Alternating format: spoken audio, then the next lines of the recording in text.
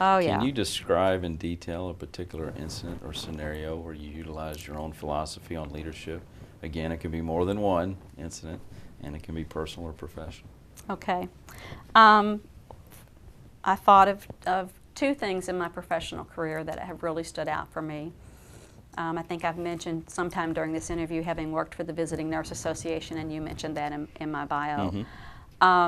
When I took the position at that agency, it was one position as a mental health clinician. And I didn't go there with the intentions of establishing a program or a department.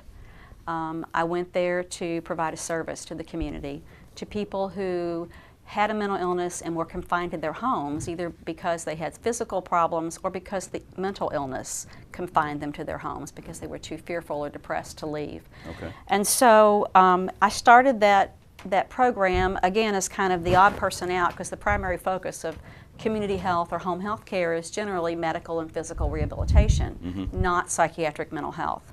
So I was the oddball in the agency. But worked really hard myself to provide services to people.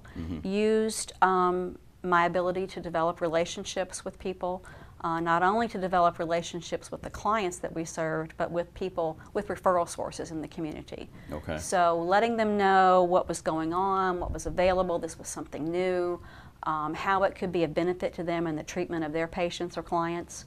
And gradually the program grew. Referrals came in. It got larger than one person could handle. The agency gave me a lot of freedom to create that role and create that program. And they were very supportive of me when it came to bringing in additional staff.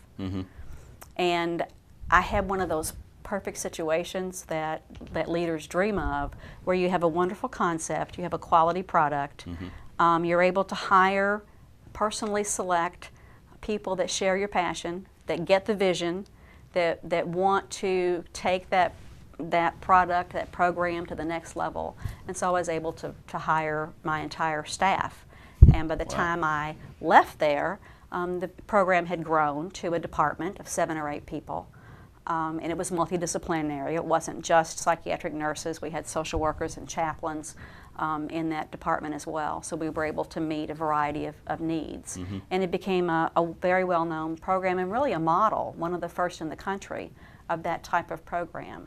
And it was one of those situations where everything came together at the right time and the right place. And leading that team was pure pleasure. Obviously, they were, they all came there because they believed in what I was doing. The second thing that I thought of in response to this question is the challenge that faced me when I came to Bridgehaven. Okay. And you mentioned that I came to Bridgehaven as the clinical director, and I did that in 1998.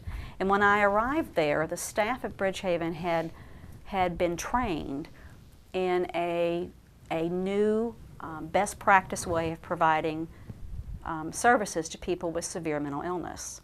Okay. The agency had invested quite a bit of money and resources into the training for the staff, and that training was designed to transform the program at the agency from one where the philosophy was kind of the best we can do is maintain people with a severe mental illness, to people can get better, people can recover, people can go back to work, they can live independently, they can go back to school, they can be part of their families. And so they had this knowledge, they had been trained. And I came in as the new person from the outside with the challenge of implementing that. Okay, let's take what we know and put it to work. This is where the rubber meets the road, and that's where they were stuck. They have lots of information about this, but we really don't know how to take this and make it real for our agency and for our program. So that was my challenge when I went there, and I set about it kind of the same way. I start with relationships. These people had been at Bridgehaven much longer than I had. There's incredible longevity at that agency. People come there and stay a long time because it's a great place to be. Okay. And they're very passionate about the work they do. But here I was coming in saying, okay, you've got a great thing here, but we're going to change it. So I took my time, got to know the staff, listened to what they had to say. They were the experts on Bridgehaven and on Bridgehaven's clients. started talking the vision of where we wanted to be, and that this gave us an opportunity to take the lead in our community and be a lead agency in providing a cutting edge service that wasn't really available in the community.